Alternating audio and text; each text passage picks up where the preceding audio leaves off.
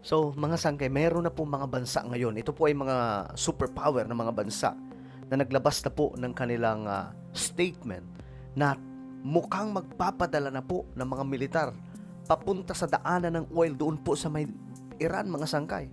Ang ibig sabihin lamang po niyan, patataubin na po nila ang puwersa ng Iran na humaharang sa mga dumadaan na oil tanker ships, no? Dahil matindi na po itong ginagawa ngayon ng Iran, mga sangkay. Ngayon, ang tanong, anong mga bansa itong magpapadala ng malalakas, maraming puwersa, papunta sa Strait of Hormuz? Pag-usapan po natin yan. Anyway, sa mga hindi pa po dyan nakakapag-subscribe, no? Makikita nyo po yung subscribe button sa baba ng video na to. I-click nyo po yung subscribe, i-click ang bell, at i-click nyo po yung all. Dahil dito, mga sangkay, sa ating YouTube channel, Sangkay World Talks, dito lamang po natin pinag-uusapan ang mga pandaigdigang balita everyday. Alright? So, ito nga po ay pumutok ang balita, mga sangkay, na ayon po dito, yan, breaking 6 major international powers including Britain, France, Germany, and Japan said Thursday they were ready to contribute to appropriate efforts to ensure safe passage through the Strait of Hormuz. So, ibig sabihin, mga sangkay, kung gagawin po talaga nila yan, ibig sabihin, kailangan po nilang gumamit ng puwersa. Okay? Kailangan po nilang gumamit ng puwersa kasi paano nila haharangin, paano nila patataubin ang puwersang militar ng Iran na nagbabantay, mga sangkay, dyan sa Strait of Hormuz. So, itong conflict na ito, mga sangkay, talagang nagdulot po ng malaking puwersa ng pagbagsak ng ekonomiya ng maraming mga bansa. Sabi dito, mga sangkay, we welcome the commitment of nations who are engaging in preparatory planning. The grouping, which also includes Italy and Netherlands, ito na ha, said in a joint statement as they condemned in the strongest terms recent attack by Iran on unarmed commercial vessels in the Gulf. Kasi ang ganun pong ginagawa po ngayon ng Iran. Yung mga dumadaan, mga sangkay, na oil tanker, ano sila? Kapag napanghinalaan lang nila, mga sangkay, nakakampi ng Amerika, tutuluyan nila, mga sangkay. Kawawa naman po, lalong-lalo po yung mga crew doon. So, ganyan po ang ginagawa. Ngayon, magpapadala na po ng malalakas na militar itong mga superpower na bansa. Ito, panoorin po natin, mga sangkay. You may have missed this today. It's a joint statement from the United Kingdom, France, Germany, Italy, the Netherlands, and Japan. And this thing here might be the start of a massive deal that could potentially won't get ships through in and out of the Strait of Hormuz, but also help Ukraine get a lot of weapons. It's all started because the president... So, legit, mga sangkay, no? Hindi po ito kwentong barbero lang. So, legit po talaga na magpapadala ng malalakas na puwersang militar papunta sa Strait of Hormuz. Ito, ipapakita ko po sa inyo, mga sangkay. Ito yung Strait of Hormuz para po malaman din po ng lahat, mga sangkay, kung gaano ka crucial ang daan na yan. Ito. Ayan po yun. Nakikita nyo ito, mga sangkay. Ito po yun.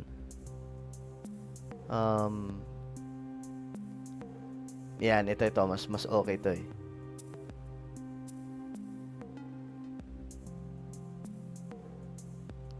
Ito. Ito yung Strait of Hormuz. Ayan. Ito yung kurbada na dinadaanan ng oil papunta sa Asia, Europe, Amerika. Lahat na po ng mga kumukuha ng oil dito sa Qatar, Saudi Arabia, UAE, Iran, at marami pa mga bansa na nakapaligid po dyan. So, lahat ng yan, dito po dumadaan.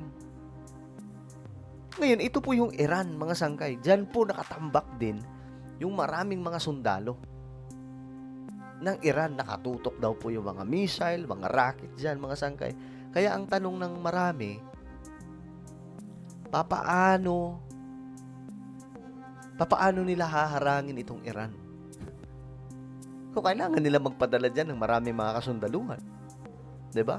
Kailangan po nilang maglabas ng malaking pondo para po sa military action against Iran. Kasi hindi na bubiro itong ginagawa ng Iran. Biruin niyo po yung Qatar, 'di ba? Yung malaking oil facility ng Qatar, pinasabog po ng Iran. Ngayon, ang problemado, buong mundo, hindi lamang po yung Qatar. So, kaya ito po ngayon ay talagang namang masalimuot itong nangyayari, mga sangkay. Lumalala po yung situation at tayo po sa buong mundo yung nakakaranas ng grabing epekto. Malaking problema. So, ngayon, ito ang gagawin nila, mga sangkay. 6 major international powers po ito. Kasama po dyan yung Britain, France, Germany, and Japan. So, ngayon,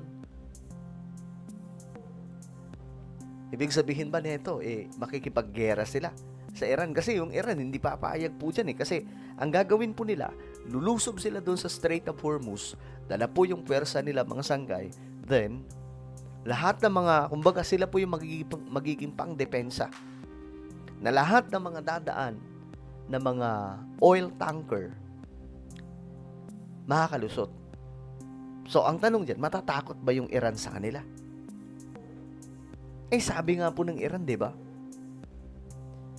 Hindi kami papayag na makapasok diyan yung kahit na anong mga barko nakakampi ng Amerika. And we all know naman, Britain, France, Germany, and Japan, kasama po yan sa US. Kahit medyo ngayon nagkakaproblema po yung NATO, mga sangkay, sa Amerika, pero kilala po silang kakampi ng US. Sabi dito, the declaration came. Ang deklarasyon daw po ito ay nangyari as an effective Iranian blockade of the strait has paralyzed commercial shipping through the crucial maritime choke point, which in peacetime sees a fifth of global crude oil and liquefied natural gas passed through it. So, kailangan nilang bantayan to ngayon, mga sangkay. Kasi, kung hindi po nila makukontrol ang Strait of Hormuz, lalo pong lalala ang situation. Babagsak ang mga ekonomiya. Hindi lamang Pilipinas ang maghihirap dyan, buong mundo po yan, mga sangkay.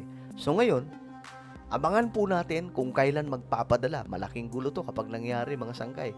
Kung kailan magpapadala itong Britain, France, Germany, Japan, at may kasama pa po ditong ibang mga bansa, mga sangkay, na mga militar nila papunta sa Iran, doon po sa Strait of Hormuz. Kakayanin ba nila ang Iran, mga sangkay? Ako. Well, ano po ang inyong opinion? Comment down below. Huwag niyo pong kalimutan na i-subscribe itong ating YouTube channel at i-follow po ang ating Facebook page. God bless everyone.